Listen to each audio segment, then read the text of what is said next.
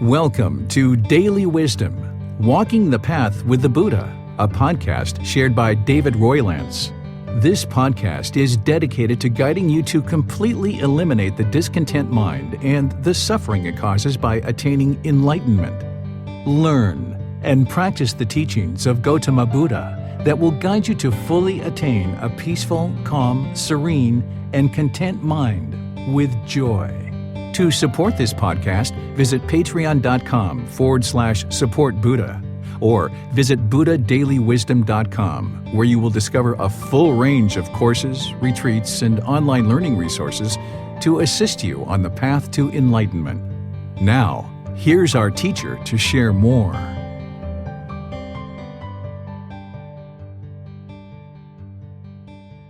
Sawadee Kap. Hello and welcome to Daily Wisdom, Walking the Path with the Buddha. Today we're going to be discussing Chapter 21, Do No Harm, the Future of the Planet. Because as we've been progressing in our group learning program, we've studied so many different aspects of the human mind and discussed this path to enlightenment, this mental state where the mind is peaceful, calm, serene, and content with joy. And we've gone through many different aspects of the teachings that lead the mind towards this mental state or this higher consciousness that we call enlightenment or nibbana. We've been using this book, Developing a Life Practice, The Path That Leads to Nibbana, as our resource for studying and practicing these teachings. And in this book, Chapter 21, we cover the planet. And there's an important reason why we do. First of all, before we go into talking about why we're covering the planet, let me just share this. In some communities and in some venues, discussing the planet is kind of looked at as sometimes a political issue. I'm not discussing the future of our planet as a political issue because for any of you that know me really well, I don't discuss politics. There's absolutely no benefit for me in discussing politics. Now, if you choose to do that, then that's your choice, and you may find some benefit and use in doing so. But for me, in the role that I fulfill, discussing politics, I have no interest in whatsoever. So this issue of the planet, to me, is not a political issue.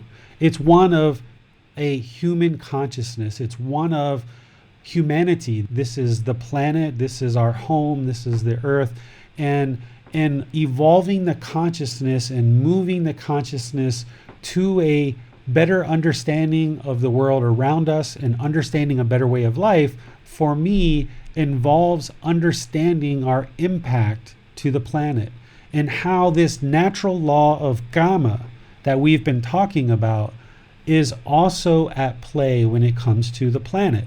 Because this teaching of do no harm or practicing harmlessness is essentially a foundational teaching of Gotama Buddha's, is ensuring that we understand that we should practice harmlessness because the natural law of karma, of cause and effect or action and result, essentially every decision that we make has a certain impact, whether that's a wholesome decision or an unwholesome decision. So if we are going to awaken the mind on this path to enlightenment through the Eightfold Path, where we start off in even the second step of right intention of practicing harmlessness, knowing that if we harm will return to us. And we've talked about this in respect to relationships. And we've talked about how if we cause harm through our speech or our actions or our livelihood and other ways, that harm will be returned to us. And likewise, if we make very good, wholesome decisions, that wholesome things will be returned to us. Well, this natural law of karma is a natural law that governs all things. It's not just personal relationships and professional relationships. It's all things. Remember, this natural law of karma is just kind of a unique way of saying the result of our decisions.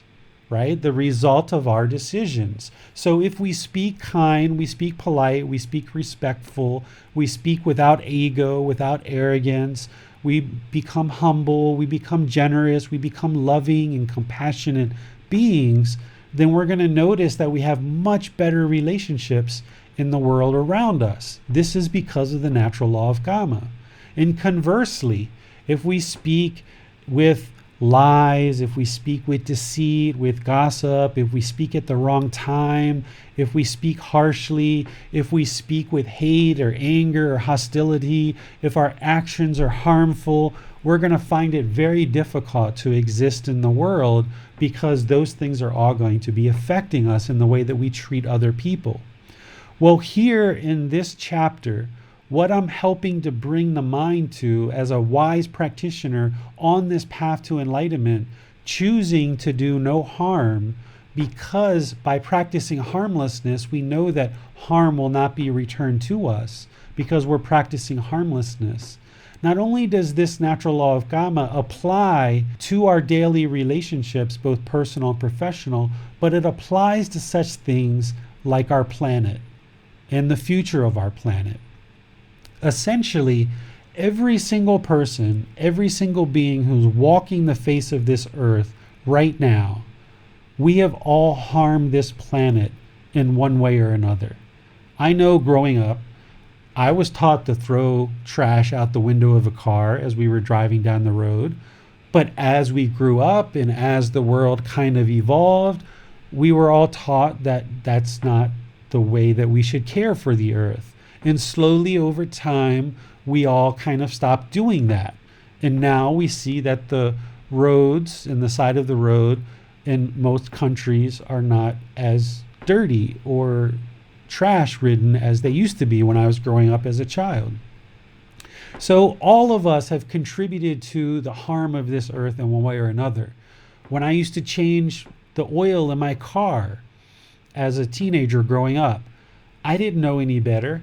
After I dumped out the oil out of my car, I would take it into the woods and I would dump it on the ground because I didn't know any better. And there wasn't any facilities that I knew of or aware of where to dump the oil. We just didn't know about those things. Those things didn't exist as I was growing up. Everybody just knew you just dumped the oil in the sewer, you dumped it in the woods, and that was just how we took care of it. But as we've evolved as a species, going from this animal instinctive consciousness to this more human consciousness, we've learned that doing things like dumping trash out of a car or dumping oil in the woods or in the sewer is harmful. And as we've learned that and we have evolved as a species, we've slowly, gradually started making better and better choices to not harm the planet. Because we know that if we harm the planet, that harm is going to be returned to us. And what's important that I tried to bring to everyone's mind in this chapter is to help you understand that the personal choices that you make on a day-to-day basis, on an hour-by-hour basis, on a minute-by-minute basis, the personal choices that you make, not just in personal and professional relationships, but also choices that you make in terms of things that you purchase and things that you use and the way that you conduct your life has an impact on you and those people around you. So by making wise personal choices of the things that you consume and how you conduct your life, you can choose to do no harm. And not just in relationship to personal and professional relationships, but also how you view this planet as well. Because there's no way that we can run or hide from the damage that we've caused, right? The damage that we've caused this earth, and it's not just us, it's been going on for many, many, many, many generations. As our species has evolved, we're becoming more and more aware of the damage that we've caused to this planet. It's irrefutable, right? There's no way that we can refute that we've damaged this planet. I was sharing with Max before the talk that as a child growing up, there were times when me and my buddies, we would kind of skip school, even as early as third grade, we would kind of like not go to school, and we would use our lunch money at 7-Eleven to buy a little bit of food or a little bit of that. Well, we didn't have enough money to buy everything that we needed for that day. We usually just had enough money for a little bit of food. So we could actually go to a creek in our neighborhood and actually drink the water out of the creek, because the creek, the water was so clean, we could literally drink it out of our hands in a metropolitan area. But I guarantee you that same creek today, there's absolutely no way that anyone could ever drink from it. So we've absolutely damaged this planet, and that's okay. We've done it. It's in the past. We're aware of it. There's no need for anyone to feel guilty or shameful or anything like that. What these teachings are about is putting the past in the past and learning from those experiences. And now, as a more wise, more conscious person who's actively working to make better and better choices in your life, having less and less of an impact on others, improving your life practice to do no harm, we can make choices in our life that is going to improve the condition of this world.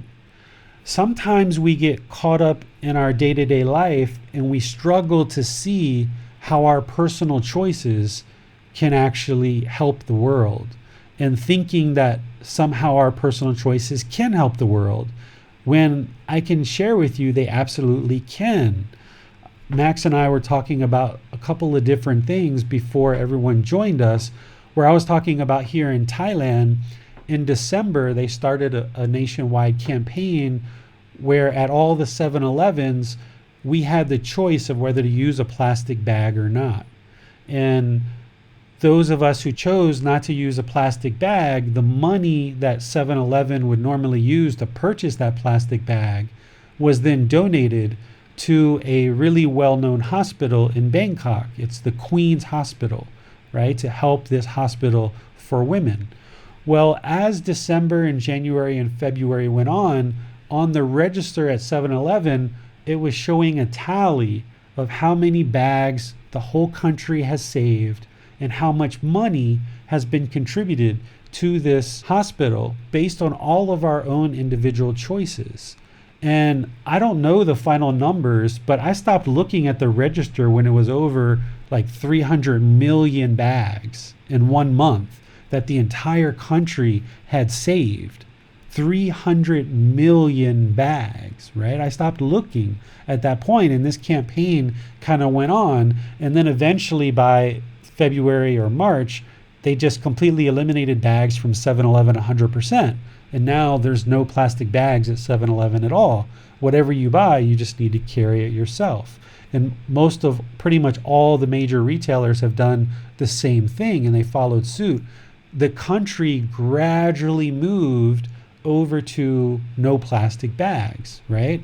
But this was all based on individual personal decisions. And sure, the big company of 7-Eleven kind of brought this in, and the government, I'm sure, was kind of backing it and helping it. There was kind of a national plan to move away from plastics. But we can actually make these personal choices on our own. We don't have to wait for a government or a corporation to kind of institute big plans like this. We can actually make these choices on a personal basis. And I'm sure many of you, wherever you live, you're probably making the personal choices not to use plastic bags. And if you can imagine over the course of a year or the course of your lifetime, how many bags that really truly saves. Because while we have this big plastic problem throughout the world, and these plastic bottles that we use, while they are recyclable, they don't necessarily get recycled.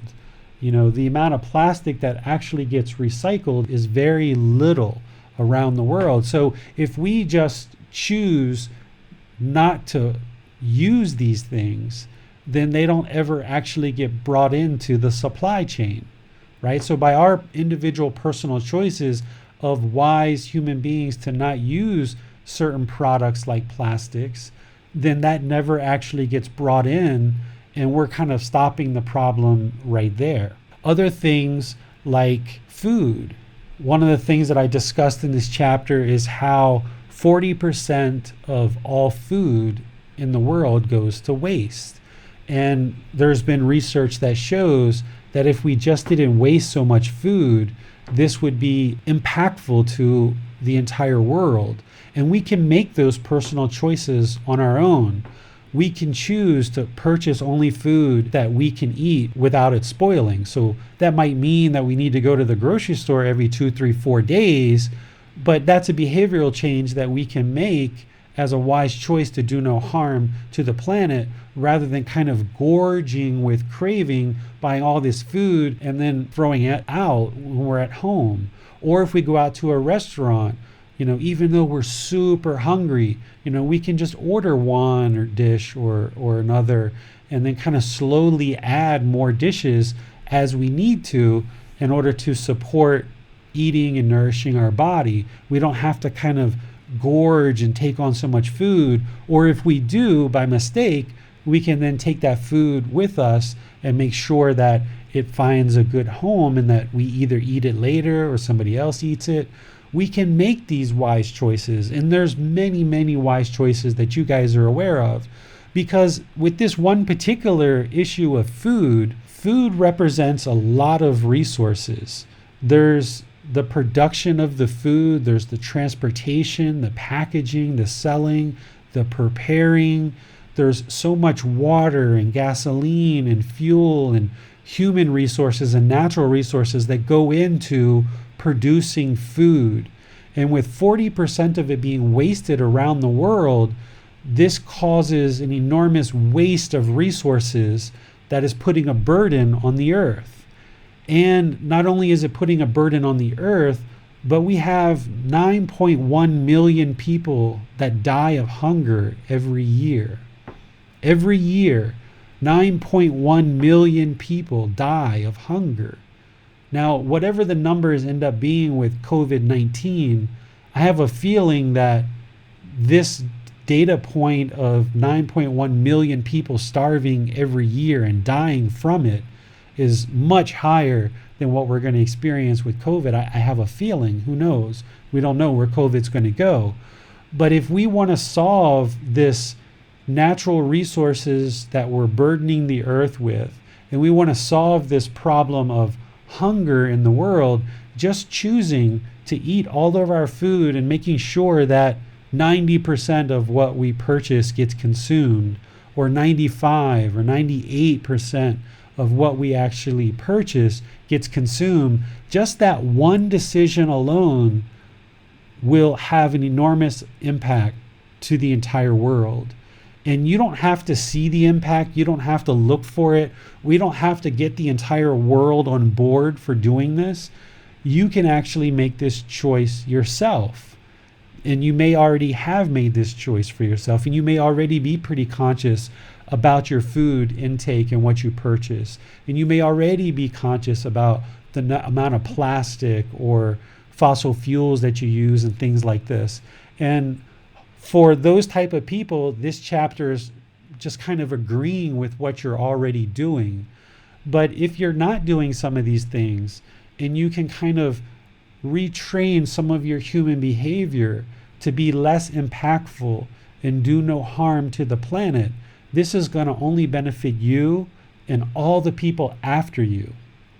And keep in mind that we can't run from this gamma of harming the earth, because if we don't attain enlightenment in this life, you're coming back, right? You may come back as one of the beings in the lower realms, but even if you do, you're going to eventually make your way back up to the human world, right?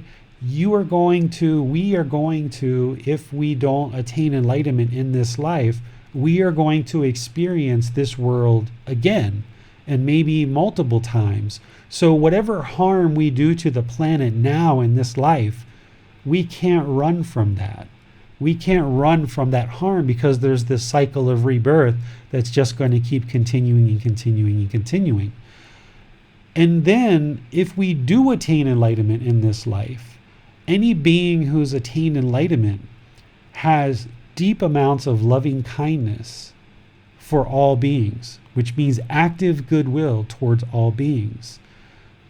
An enlightened being is also going to have a deep amount of compassion for all beings, meaning concern for others' misfortune.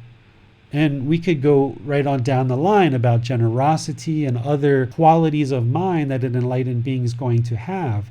So even if we become enlightened and we no longer come back, anybody who is enlightened is going to have cultivated these mental states of loving kindness and compassion and generosity. And we know that we're leaving this planet and there's going to be lots of beings after us that need to inhabit this planet in order to become enlightened.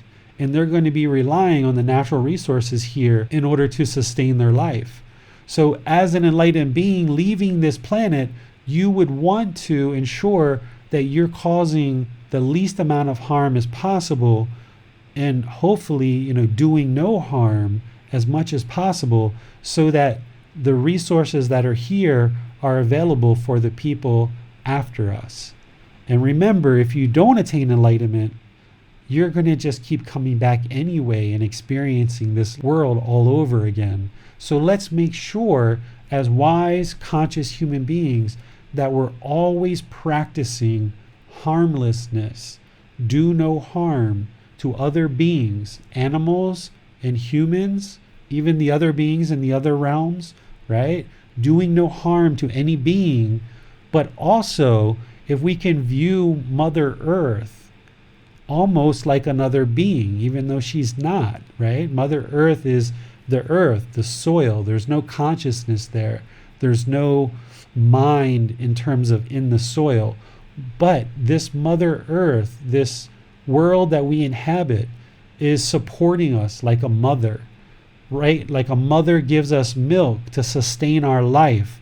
This world, this earth, gives us water, gives us sunshine, gives us fruit and vegetables and resources to build structures with, resources to have clothing. The Mother Earth is providing us resources just like a mother gives its baby milk. And if a mother is giving a baby milk, does the baby turn around and smack the mother? Right? Or does the mother pollute her body with some substances so that the milk then goes into the child and pollutes the child? No, we should take care of this earth. We should take care of this planet because the planet is taking care of us. And the more that we practice harmlessness, the better and better this earth will revitalize itself, right? We're seeing this with COVID. We're seeing that the earth has resilience and it can rebound in a really relatively short period of time. We're seeing in Italy, the canals are kind of streaming with wildlife, right? We're seeing wildlife coming back into the canals of the flooded city in Italy. We're seeing pollution and smog that existed in certain cities within a matter of weeks or a few months.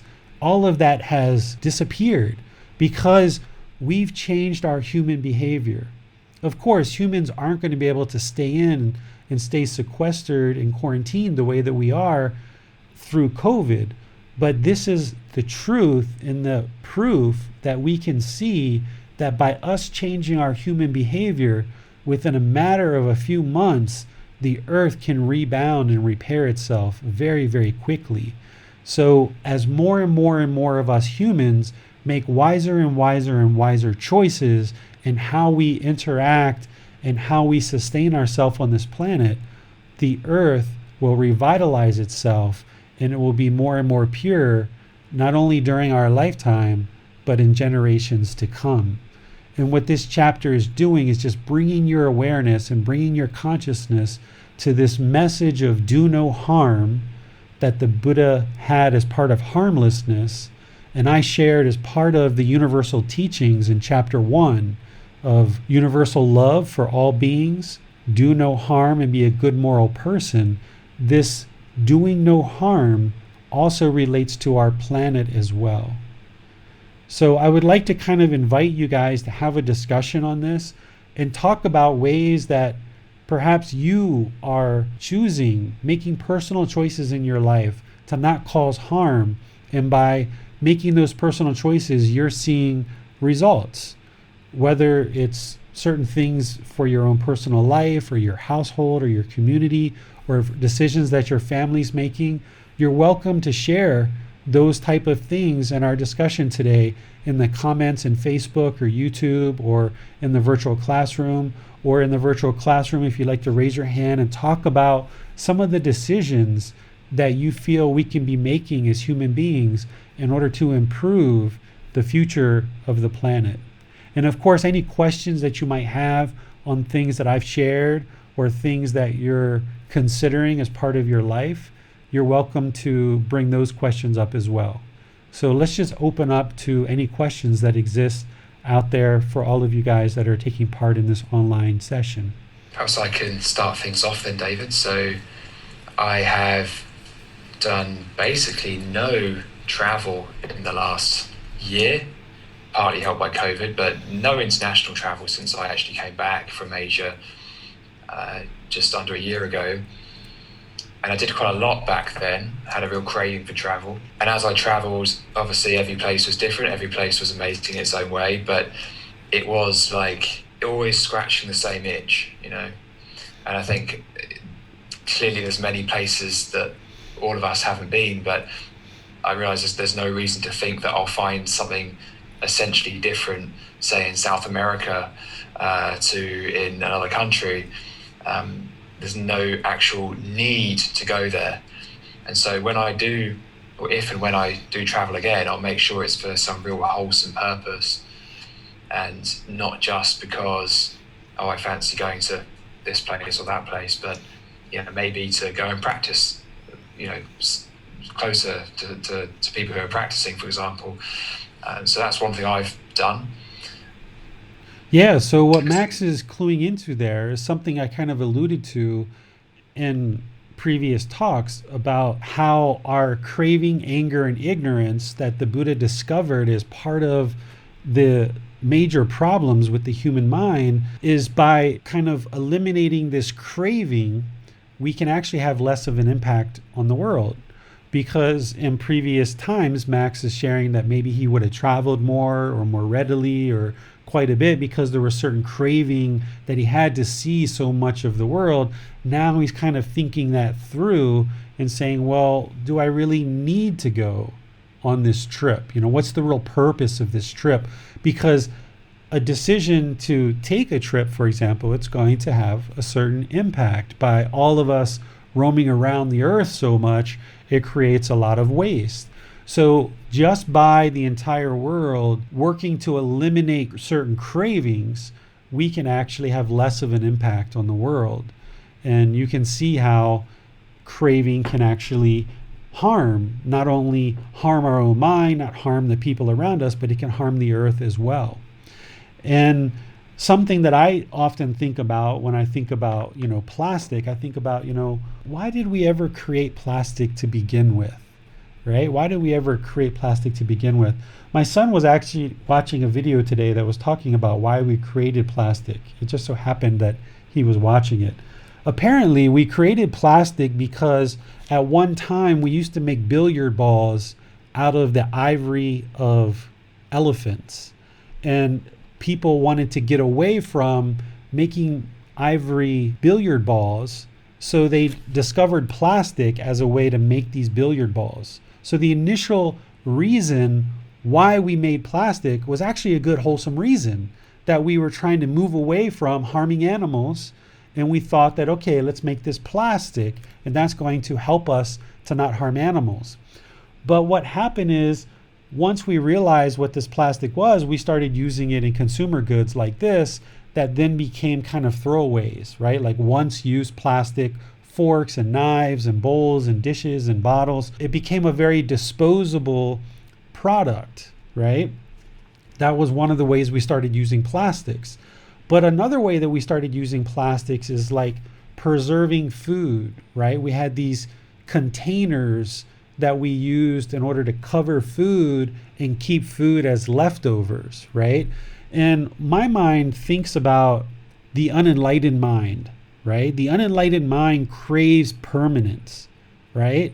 We always want permanence in the unenlightened state. So plastic, in a lot of ways, to me, represents the unenlightened mind craving something that's going to last a really long time, because this once used plastic and single use plastic is kind of a new thing that's only been around for maybe 10 years, 15 years or so. But where plastics really kind of got their start in the world is providing storage boxes and providing products, household products that would kind of be around forever. Because before that, we used glass, and glass would fall and it would break and it would shatter, right? And people had to keep rebuying this glass. But in somewhere in the 80s and 90s, we started using these plastics and we realized, wow, we could drop a plate on the floor and it's not going to break. It's permanent. Wow, we have this storage container and we can drop it on the floor and it's permanent. It doesn't break. We like that. We like that, right? The unenlightened mind likes that. So to me, plastic started to evolve out of one of the major problems that the Buddha discovered, which is the unenlightened mind does not like impermanence. The unenlightened mind does not like to buy glass plates or pottery or storage containers that fall on the ground and break, and then, you know, they're clay essentially made out of earthy materials, and now it's impermanent. We don't like that. Grandma's bowl just broke and now everyone's in tears. Well, if there's this plastic, it never hardly breaks at all. And to me, this is where plastic really took off, because we realized that it's essentially permanent. It's not permanent because we know it breaks down after about 500 years. It's not permanent, but to the human mind, we kind of looked at it as permanent. And a lot of people, you know, maybe still do. So by eliminating this craving that Max is talking about, by recognizing that we need to practice harmlessness and recognizing that this product that we've created out of maybe the craving for permanence, realizing that that's not helpful for our society, we can really start to kind of get away from these plastics. And this is essentially what the world is slowly starting to do.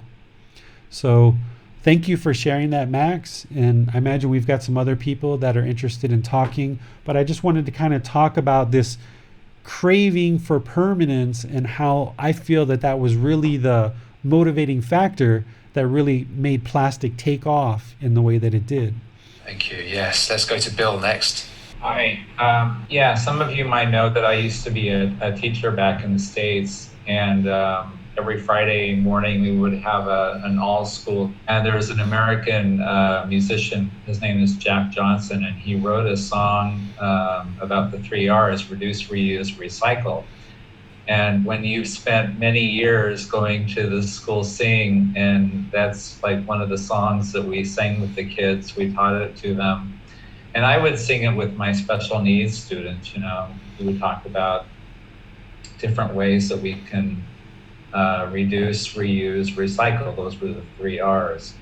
So when I got over here to Thailand, of course, you know, seeing some of the waste products, you know, and the heavy use of plastic, because I moved here a little bit, almost 2.5 years ago. It became apparent that I was going to need to, well, it was a choice. I thought, what can I do? You know, I can't make everybody do this and that. I can only be responsible for my own decisions. So what I do, there are a couple of times a week, I go to a street market and I bring my own plastic containers, so they don't have to put the food in a separate container that I would then empty out and put on a plate, heat up, and then I toss it away. These are things that I can reuse over and over and over.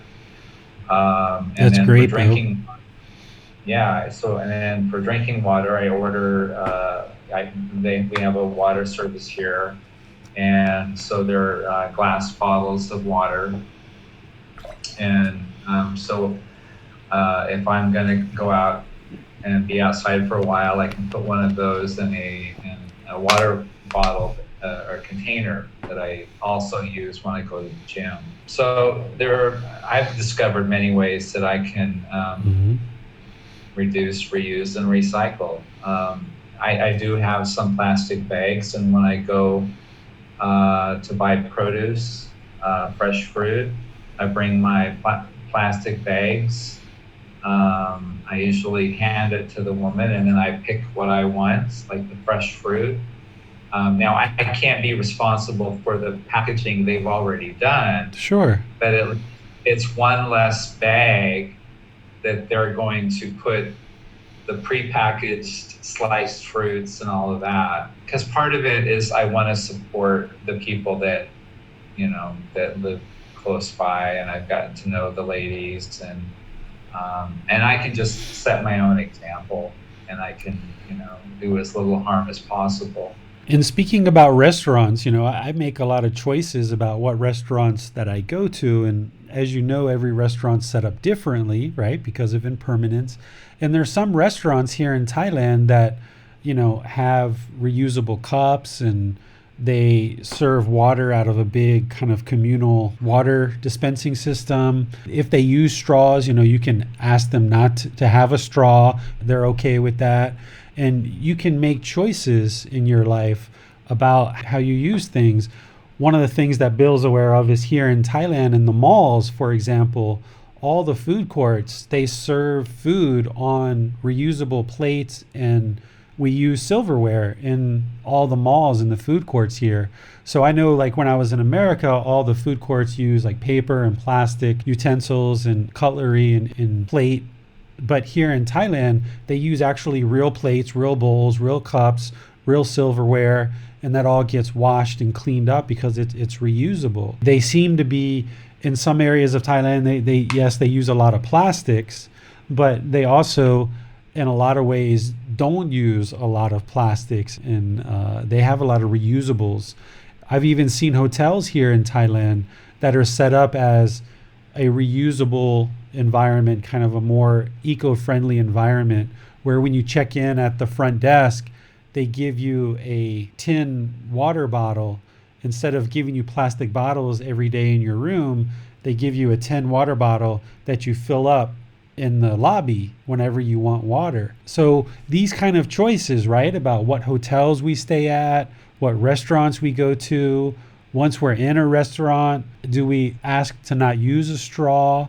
When we're in a store, do we ask that we don't need a bag? I'm fine just carrying these 3 items. That's okay. And just doing that politely. There's all these individual personal choices that we can be making on a daily basis. So great examples, Bill. Thanks for sharing those. And on that note as well, locally grown produce. And I know that in countries like Thailand, that's almost a given, but not always. A lot of what is eaten in Thailand tends to come from relatively nearby. But in Western countries, when we're flying kiwi fruits in from where else, from New Zealand, it's literally halfway around the planet, and that just seems crazy. But economically, it might stack up. But when you count for the damage that's being done, you got to think, well, how much do I need to eat kiwi fruit, right? Can I just choose to eat something else that doesn't have that built-in sort of unwholesomeness to it, I suppose. We have a comment from Amina. She says, my daughter would like to share that she is now eating less meat than when she was younger. She feels better about herself and helping the planet. Excellent. This is another great example. There's so much research that shows that, one plot of land can grow, say, 100 kilograms of meat, for example, in a year, but that same plot of land can grow maybe 30,000 kilograms of vegetables or plants. And it's so much more sustainable in terms of the amount of water and everything else that's needed. There's been plenty of research that shows by the entire world gradually moving over to plant-based food supply, and by not wasting food, these two decisions by themselves would have such an enormous impact to the health and sustainability of our earth.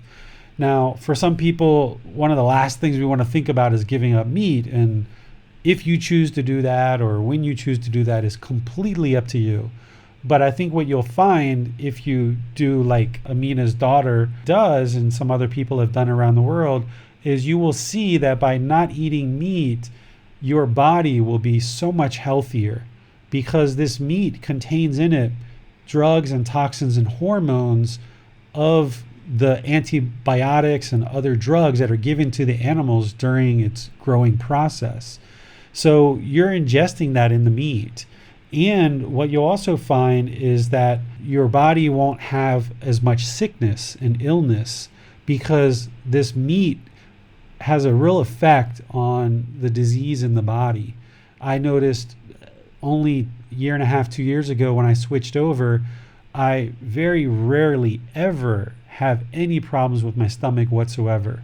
Where when I was eating seafood and red meat and pork and chicken, I used to always have problems with bacteria and food poisoning in my stomach. So those things went away very quickly. I noticed that my skin started to become more healthy. I noticed that my fingernails became more bright and more healthy. I noticed my hair became, at that time I wasn't shaving my hair became more healthy. I noticed that my body feels more healthy, my mind feels more healthy, not eating animal products. And you don't have to believe me because, as I've taught in this program before, don't ever believe anything I say. But if you choose to switch over, gradually moving to a plant-based food supply, you'll notice the impact to your physical health and your mental health as well, because you won't be ingesting these harmful drugs and toxins and hormones, and you won't be digesting the bacteria that's found in meat. And you're going to need to change human behavior, of course. You're going to need to find other dishes that you like. You may have to find other restaurants that serve plant-based food. I know it took me about 2 months to really kind of find enough restaurants and enough foods that I kind of enjoyed. But once I did, I actually enjoy these foods much better than I ever did the meat products. And it took, several months and even 6 months or a year before I could walk past a grilled hamburger and not have a craving to kind of want to eat that because the mind still remembered those flavors and those smells. But if you choose to gradually move to a plant-based food supply, you're going to notice enormous benefits for your life. So don't believe me about this, but try it for yourself for a period of time and see what you think. And again, it's going to take conscious choices to move in that direction. Yes, Alan on YouTube followed up and says, veganism is very impactful as it reduces animal suffering, farm pollution, and methane production. Yes, one of the things that I find really interesting in the Buddhist teachings, now that we're 2,500 years past the time when he lived and delivered his teachings, is he shared with us in his Eightfold Path in terms of the 5 precepts about not killing other beings, right? He shared that with us, that would cause harm if we killed other beings. And of course, we see the harm in terms of we'll go to jail and these kind of things. But he also shared in his path about right livelihood that he said, if you sell living beings and you sell meat, and of course he gave the others too, selling poisons, intoxicants, and weapons. But he said, if you sell meat and you sell living beings, there's going to be harm that comes of it. He never explained what harm in terms of the teachings that we have. He may have explained it during his lifetime, but we just don't have those teachings. But we have the teachings that said, if you sell living beings and you sell meat, it's going to cause harm in the world. What's really interesting for us, 2,500 years later, we can see that this fully, perfectly enlightened Buddha, who was awakening people's minds to these teachings and what causes harm in the world, he was 100% accurate, because we've now had 2,500 years of killing living beings, of having meat in our food supply, and we see the harm that it's caused not only to the planet, but to our physical body as well. People having disease from foods and various meats. So it's really, really interesting for us at this stage in history to be able to look back to his teachings 2,500 years ago and see the exact problems that he was discussing. We can see the effect. We can see that by us having markets that are selling living beings and killing living beings, that there's a disease called COVID-19 that jumped from animals into the humans, and now there's this massive pandemic that's affecting humans all over the world and killing us, and has drastically changed our way of life. That's all because of killing living beings, having business in living beings, and having business in meat. We can see that in real time right now. And if we just learn and practice his teachings the way that he taught and gradually move towards that, even though we've done these things in the past, pretty much all of us have had meat and eaten meat at some point. Every one of us has probably dropped a piece of plastic on the floor at some point. Every one of us has probably dumped something in a body of water that was pollutant to that body of water at some point in our life. Well, now that we're awakening to those harms that we've caused, let's not do that anymore. And let's clean up our practice, our life practice. And then as we see other people that are interested in learning about that, we can share with them so that they clean up their practice as well. So Alan makes another comment. So he says, COVID taught me that it is okay to leave the car in the driveway for a few days and only fill the tank with gas once per month. Beforehand, I was conditioned to want to go out and about daily. That's another good point, right? So Alan has learned that, yeah, it's okay to stay at home. There's nothing wrong with staying at home. I remember those same feelings at some point in my life too, where we were kind of taught and conditioned that we have to go outside every day. And that's just something that we have to do, is go outside every day. And yeah, COVID has kind of taught us that we can be comfortable at home for a few days or a few weeks or even a few months for some of us, right? So I can see, James, your hand is up, so I will ask to unmute. Yeah, I think I just wanted to echo that last statement, and also what Max was saying earlier about the lack of travel. I think COVID has been a great opportunity to break our attachments that consumer society has essentially like built into us, whether that be the idea that we have to travel or that we have to consistently consume. And I think just in combination with learning the teachings and being in a situation where it's much harder to consume and to travel, it's just been really eye-opening that we don't have to do any of this. You know, we don't have to travel to be satisfied. We don't have to consume, and I think it's helped facilitate that process for me. And I think that's one thing that we can take away from lockdown. And there's just so many lessons we can learn about just how, we're, rather than being apart from nature, we're a part of it. We see the teachings that the Buddha said about the perils that can come from these encounters with nature, which have created COVID-19. And I think it's just, I just kind of want to echo that. This is a great time to really break these attachments that we have and that type of thing, and see how that we were harming nature. Yeah, very good points, James. Very good. Yeah, because, we get kind of attached to going outside every day, right? We kind of crave it. We kind of want it. We kind of feel that it's required. And it's not just the going outside, right? It's the seeing our friends. It's the going to the coffee shop and visiting the people that hang out the coffee shop, or whatever we do in our daily life. We get kind of attached to these relationships as well.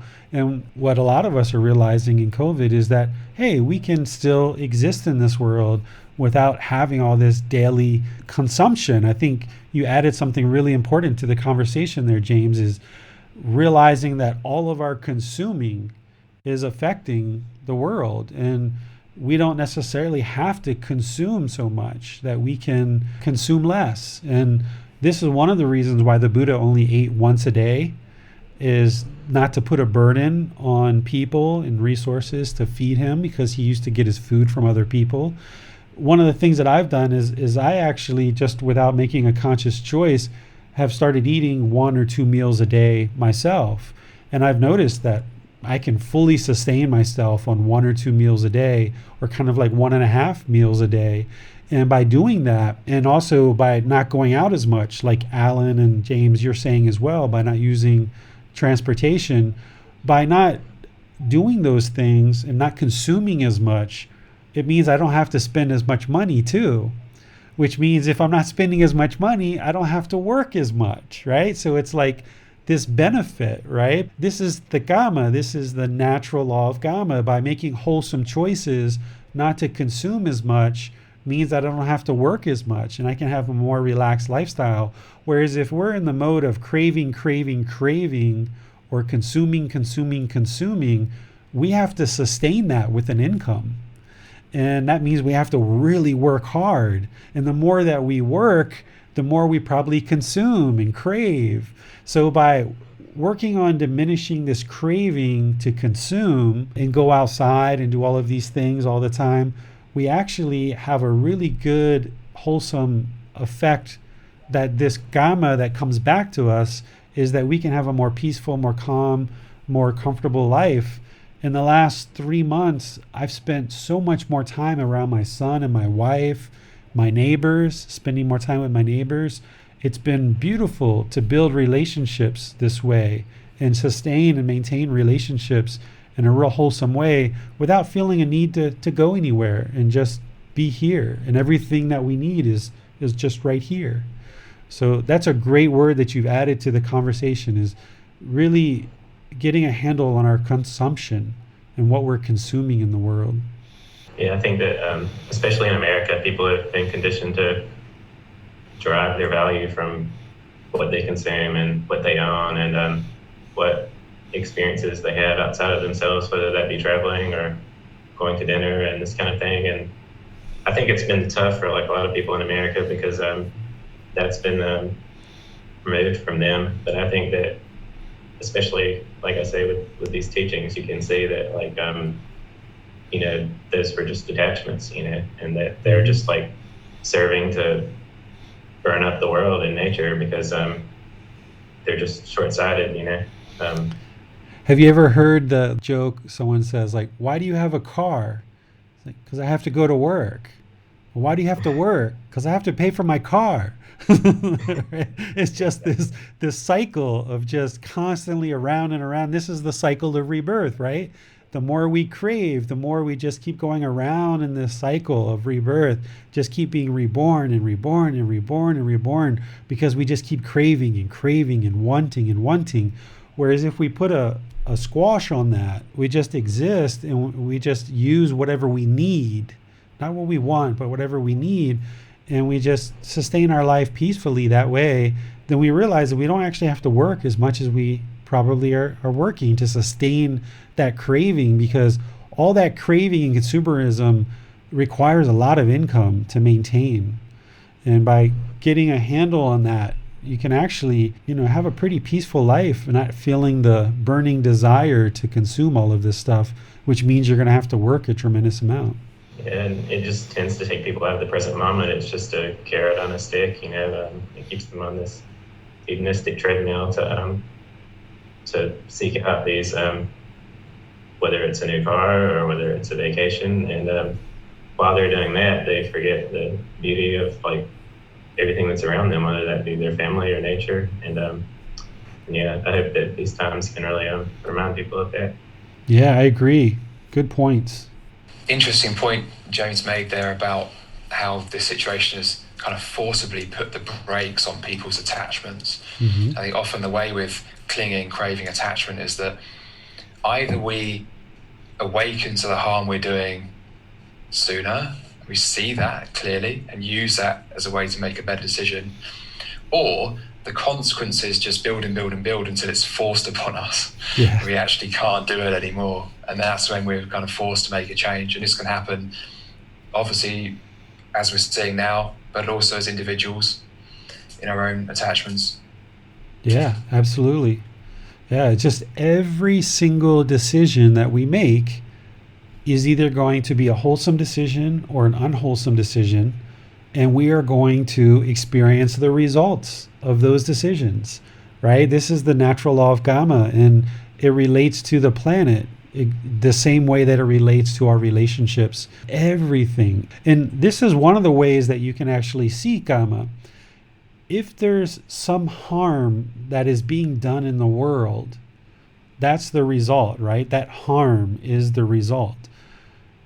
If there's some harm, there was some decision that caused that harm, right? So as soon as COVID hit and I saw this virus, right away I said, okay, what did we do to cause this, right? Because if you're practicing right view, when you understand we are responsible for all of our decisions, whenever you see harm in the world, right away you can look and you can track it back to what was the cause.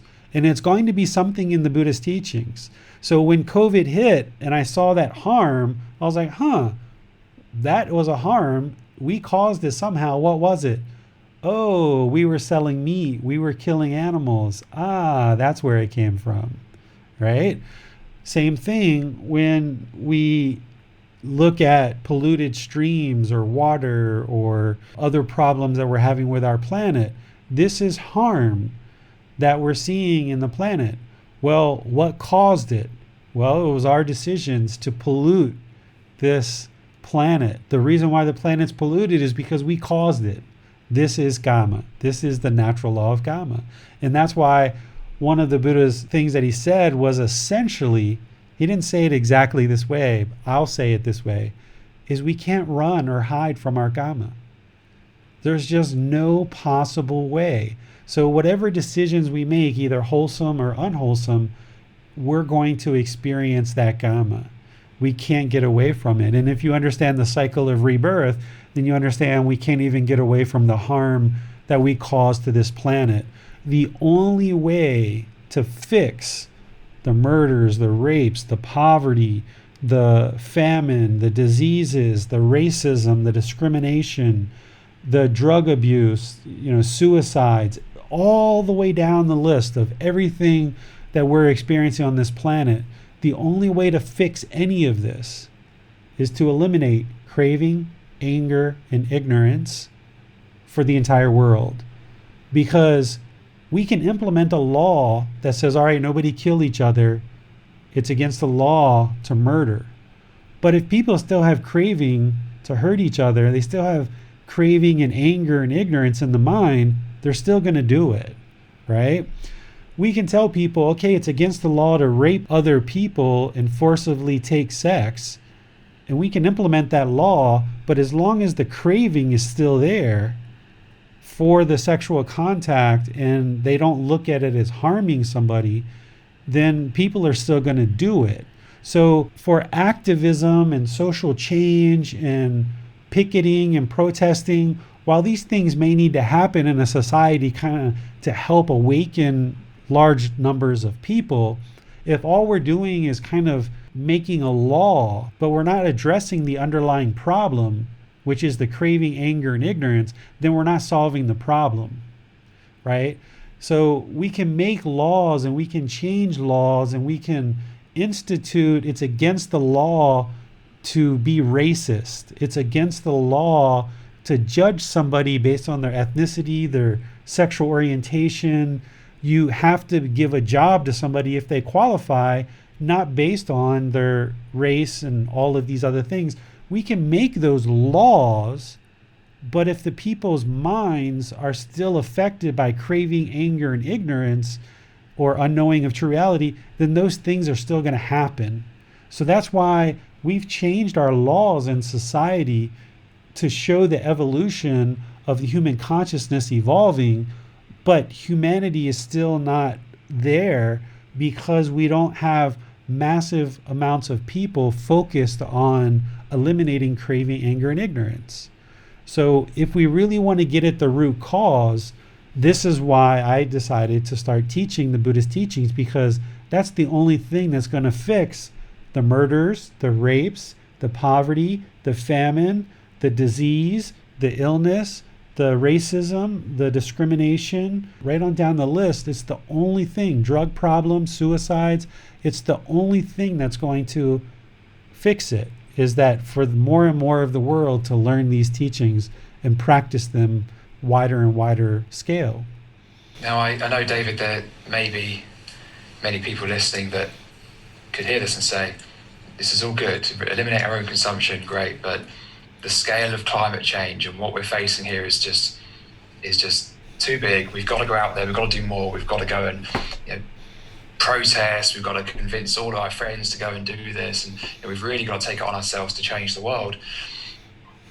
What sort of advice would you offer for someone who's saying that or thinking that? I think that bringing awareness to the world about these kind of issues is very important, right? Without bringing awareness to people that these things are a problem, then people don't know to change human behavior, right? But how we do that and how we go about that is really important. If we do it in aggressive ways, where we're going and we're closing down highways and we're picketing and we're rioting and we're looting and we're destroying buildings and we're beating people up and we're setting things on fire and we're hurting people and we're hurting property, and this harm is only going to come back and harm us. So there's ways to be active in these movements to convince people that it's a good idea to not use plastic. It's a good idea to not eat meat. It's a good idea to be more wise about our choices in the world. It's wise to treat all people equally and don't discriminate based on all different kinds of criteria. We can bring this into people's consciousness and awareness without the looting, rioting, killing, destroying property and people's lives and people's livelihoods. Because when we start destroying property, we're destroying people's livelihoods and their life and things that they've worked for their entire life. That's harm that's being caused. When we start shutting down roadways, there's people that are trying to get to hospitals, that are pregnant, their life is in danger. They're on the way to life-saving equipment that would save their life. So while someone might be protesting certain things and shutting down functions of cities, it's causing harm. There's ways to bring people's awareness to these good conscious choices without causing harm in the world. There's ways to do that. It just requires more thinking. It requires more patience. It requires more wise decision making, not a quick reaction. Quick reactions are never going to produce good results. What we need to do is people who are concerned about various issues, they need to assemble in groups. They need to sit down and think about what are some wise choices of how we can bring this to people's awareness. Because trying to do this in forcible ways and trying to force people, right? When someone tries to force you to do something, the first thing you're going to do is resist, right? You're going to dig your heels in and you're going to resist. And now there's someone forcing one group to try to do things another way. When people start trying to force you to do something, right away their message is kind of suspicious. We kind of suspect, what's going on here? Something's not right. They're trying to force us. We kind of are suspicious of their message, right? So what a wise person is going to do is they're going to very gradually and consistently come together and figure out ways to bring these issues to people's awareness and gradually move society and humanity towards a certain goal. And I gave you an example of that here in Thailand, how they came up with an idea. Nobody knew that they were going to eliminate plastic bags out of 7-Elevens within 3 months. Nobody knew that, except for the people who probably put together this campaign. What they did is they said, okay, let's do this nationwide campaign. Let's give you the choice of not using a plastic bag. And by you making that personal choice, we're going to donate money to this really great hospital. And in the news and in the registers in 7-Eleven, they reported regularly how much money and how many bags we were all saving. And over the course of 2 or 3 months, we all felt really good about that. And more people were making those wise personal choices on their own. And then about 2 weeks or a month before, they said, you know what? We're just going to go ahead and get rid of plastic bags altogether. And at that point, millions and millions and millions of people had already made the personal choice on their own to eliminate plastics from their life. So when the government made that decision, everyone was like, all right, that's fine, because they've already made the choice themselves, right? So Thailand, being wise about the Buddhist teachings and that the mind needs to gradually move, Thailand being wise about attachment, and if you're attached to something and you immediately lose it, everyone's minds are going to be discontent. They gradually implemented this campaign to gradually allow people to make the good, wholesome personal choice on their own free will. And then by the time they said, all right, we're just going to eliminate it altogether, everyone was like, all right, that's fine. Whereas if the government would have come out and said, starting January 1st, we're eliminating all plastic bags, we're done with it, forget it. Now everybody hates the government, right? Because the government's the bad guy. The government's the one who took away the attachment. The government's the one who took away the pacifier from the baby, and now the baby's upset with the government for taking away the pacifier. So what they did was much wiser than that. And you can use examples like this of how do you move a population towards something wholesome, but allow them to make good, wholesome free will choices on their own. It's not always going to involve give up plastic bags and we'll give money to a really well-known hospital. The corporation who runs the 7-Elevens in Thailand had the ability to do that, so they did it. But on a more local level, if you're working in your community and you're just trying to get people to maybe rake their leaves and put their leaves in a certain place so that the community can kind of collect those leaves and then do some composting with those leaves, you have to come together with the 4, 5, 6, 10, 20 community leaders in your community and think about what are some really good examples or ways that we can move these 20,000 people in our community towards composting leaves. And it can't be, we're going to implement this rule, and if you don't follow this rule, we're going to fine you. Right? That's not the way to improve free will behavior, to get people to implement this new idea, because now we're accentuating the negative. We've made this law, we've made this policy, we've made this rule in our community, and if you don't do it, you're getting a penalty. That can't be the way that it works, right? Just give you an example. Go around to some local businesses that are trying to grow their business, get a couple $5, $10, $20 gift certificates, gift cards, make an announcement. We would like to try to compost our leaves in our community. Anybody who puts out leaves on Tuesday on their front curb, you're going to get a $10 gift card to your favorite coffee house or whatever, right? You have to give rewards and you have to accentuate the positive.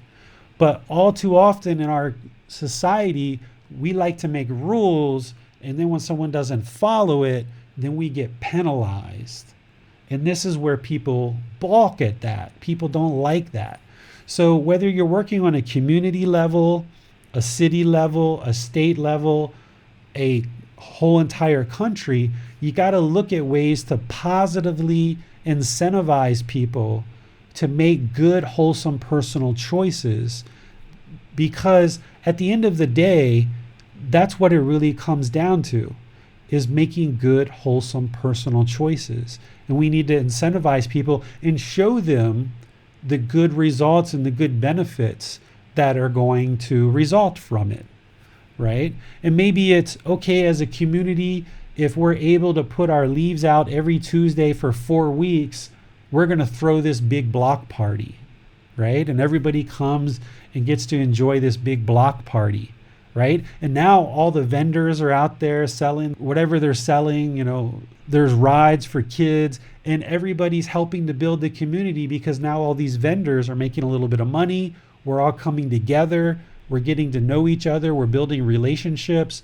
That means it's going to help each other's locally because we're building better bonds in our community. We're coming together as a village or as a community, and we celebrate this milestone that we've all met, right? So we have to find ways to positively incentivize people for good behavior rather than penalizing them for not doing what we are asking them to do.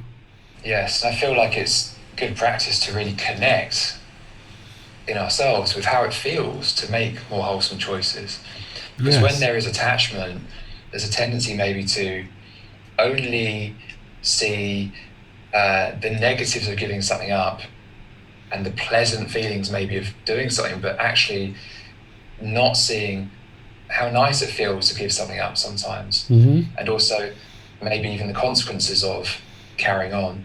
So this is really how we can cut it off, is understanding actually it's nice to eat locally grown food. It feels good. I feel better. I feel healthier, as an example. And if I don't do that, then actually I feel like maybe I'm not doing my part. There's maybe a certain inherent guilt or something. And this is our karma, right? Yeah, and relating to the Buddhist teachings, right? Because of this concept of a self that we all carry around in the unenlightened state, right? In the unenlightened state, we carry around this concept of a self, and we become very selfish. And even though we live in this particular community around all these other people, we tend to be very self-centered in the unenlightened state, and we tend to only focus on what matters to us. And nobody else really matters. We're just kind of in it for our own independence, right?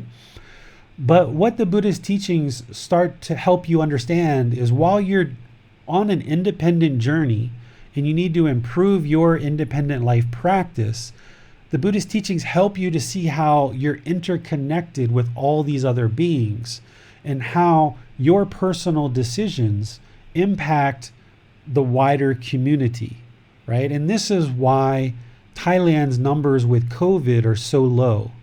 I think there's somewhere around 3,000 cases and only like 50, 60 some deaths. And we haven't had an actual case of new COVID inside the country for over like 35, 40, 50 days now. So Thailand has eradicated COVID from Thailand. We haven't had a case for like 40, 50, 60 days so far, something like that.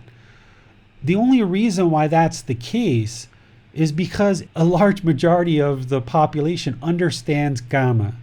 We understand that if you cause harm, harm is going to come to you. So even before the government started giving suggestions to people of what they needed to do to eradicate COVID, people were already starting to make personal decisions on their own. I would see taxi drivers that are motorbike taxis, they were cleaning their helmets with antibacterial sanitizing gel from one customer to the next, right? My barber shop stopped using the straight razor to shave people because it was going around people's mouth, and they knew that that was going to cause harm because COVID is transmitted through those type of things. So on a personal level, Thai people started already making all these various choices without the government's involvement in their daily life because they knew it was good to not spread COVID in their communities. And then when the government came out with their suggestions, it just kind of amplified what people were already starting to do on their own on individual choices anyway. So that's why Thailand got really ahead of the curve, because people understand Kama. They understand if we cause harm, harm's going to come back to us. So let's not cause harm in our community. People wearing masks, no problem. We'll all wear masks, no big deal. And people in Thailand work really well together. They understand we're in this together. We're here as a community. There's not this real strong sense of a self, right? Because if there's a strong sense of a self, we become very selfish. It doesn't mean we don't look out for ourselves. We've got to take care of our own body, our own mind. We got to make sure we have food and shelter and all these kind of things. But we also look at the wider community and say, well, how can we help others when others are in need, right? This is what a being who's practicing loving kindness and compassion is doing. We're looking out for how we can help others. We're not judging others. If we see someone needs help, then we help them, right? We come together and we help each other, so that when the government started their talks, they were publicizing it over the news. They were showing large groups of people coming together in rooms night after night after night after night, discussing what they should do in terms of ideas for improving COVID. And each night, over the course of a couple of weeks, there would be little bits of news that would come out of various decisions that these committees have made in terms of how we should all modify our behaviors to ensure that COVID doesn't spread throughout our community. And as these little individual decisions were slowly coming out of the government, the news became a distribution mechanism that was sharing what all of these elders, so to speak, have now decided in terms of what we should do to keep our community safe. Rather than the news arguing and debating and I don't like that idea is not good, and we shouldn't do that, and we shouldn't do this, and kind of breaking each other down, the news and all the various channels were essentially disseminating and distributing the information out to the people to help us understand how we needed to modify our behavior. And because we are all practicing do no harm, sure, social distancing, I can see how that would be helpful. Sure, wear a mask, I can see how that would be helpful. Going into businesses, everybody gets their temperature taken, everybody has to wear a mask, everybody has to use hand sanitizer. We all have to log that we're going into a business and coming out of a business. Some of the bigger businesses have electronic ways for us to do that. It hasn't really been an impact. And when we go into a business, someone takes our temperature. There's people there to make sure everyone's wearing a mask. If they're not wearing a mask, they'll politely remind you. So they'll take your temperature, wear a mask. You have to log in, and you need to use a little bit of hand sanitizer. And then when you go into the store, you just make sure you social distance. No big deal. Just a couple small modifications to our behavior. And like my barber shop, they move their chairs farther apart from each other. We no longer can wait inside the barber shop. We have to wait outside. Little things like this. But every single business, even the little barber shop, I just log in when I go. I just write my name and my phone number. So if anybody has COVID around the time that I was there, they're going to call me and say, make sure you quarantine yourself, right? So they have contact tracing, they have temperature checks, they have the entire community in Thailand working together, because rather than try to break each other down and show I'm smarter than you and I've got the best ideas and no, you got to listen to my ideas, they're the best ideas. Everybody just came together, the elders, the government talked, and then they disseminated the information, and then we all followed it because we felt like, all right, these people, we can trust them, they're doing a good job.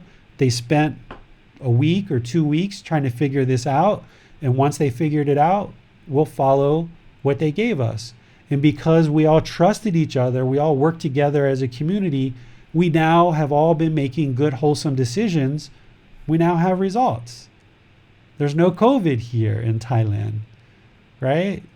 35, 40, 45 days, 50 days. There's no COVID in Thailand, right? And people aren't walking around fearful that they're going to get COVID, right?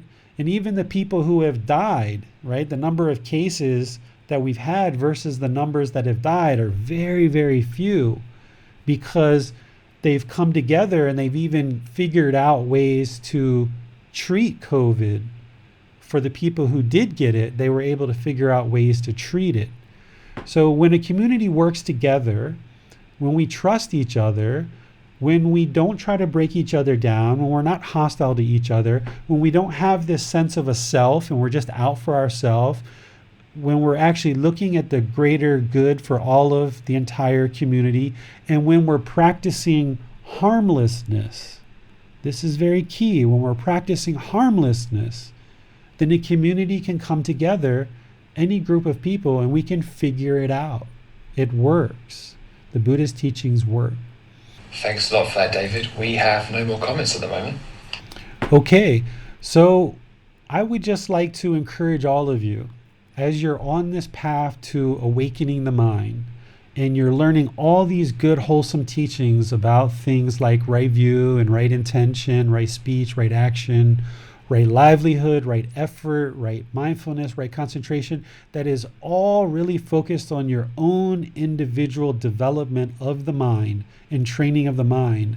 I would like to also encourage you to take a wider look at this and understand what the Buddha is really doing is kind of equipping you with wisdom in order to make good, wise, personal choices in your personal life. And all those individual choices that you make, not just how you speak, not just your actions, not just your livelihood, but even choices like whether you use plastic or not, whether you use a straw or not, whether you eat all your food or not, whether you're doing one thing or another, your choices, whether you're making good, wholesome choices or unwholesome choices, you're going to experience the results of that. So take a wider look at this. While we need to focus on our own mind and training the mind, making good, wholesome choices of meditation and practicing loving kindness and compassion and all these things, having loving kindness and compassion also involves choosing not to use plastic when you don't need it, and hopefully not at all. Choosing to stay at home when you don't have to necessarily go outside, and making these good, wholesome choices that we don't impact the earth and the world. Because by making these good, wholesome choices, it helps us and it helps all the people around us. This path to enlightenment awakens you to individual, personal, wise choices. But remember, the Buddha didn't give us 100% of exactly what we should do in every moment. He didn't tell you, don't accept plastic, take paper, or, plastic didn't exist during his lifetime. But what he's raising your awareness to is that if we cause harm, harm is going to come back to us. If we make wholesome choices, wholesome things are going to come back to us. He's bringing your mind, making it aware of this natural law of karma, that by practicing harmlessness, working together as a community, by doing things gradually, by not causing harm, by eliminating craving, anger, and ignorance, by learning all these good, wholesome teachings, you can actually function in the world in a much better way by just slowing down. Don't react in situations, but slow down, give it some thought, and make good, wise, personal choices in all the situations that you find yourself in. If ever you feel like life is moving too fast and you don't know what decision to make, then the best decision you can make is don't make any decision at all. Right? Because if you don't make any decision at all, then you're not harming anything. You're not harming anyone. Just pull back, don't make any decision at all, and just think it through until you come up with a good decision. And then once you've thought it through, then you can make some good, wise decisions. Okay? So our path to awakening involves a lot of good, wholesome, personal choices that, yes, are going to affect us, but are also going to affect the wider community as well. This is why I will typically say the very best thing that you could ever do for yourself, those close to you, and for all of humanity is to learn and practice the teachings of Gotama Buddha. Because if you focus on that for yourself, then by you cleaning up your life practice and making wiser and wiser decisions, you're going to be affecting those people close to you, and that's going to affect the larger and larger, wider community in all of humanity. So thank you for joining. I'll look forward to seeing you guys on Wednesday. On Wednesday, we're actually going to spend some time having more discussion. It's not going to be our typical chanting that we usually do.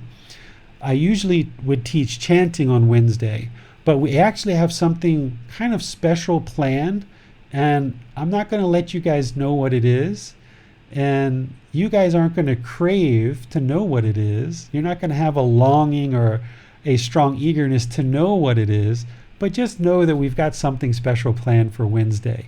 So I look forward to seeing all of you guys on Wednesday at 9 o'clock Thai time.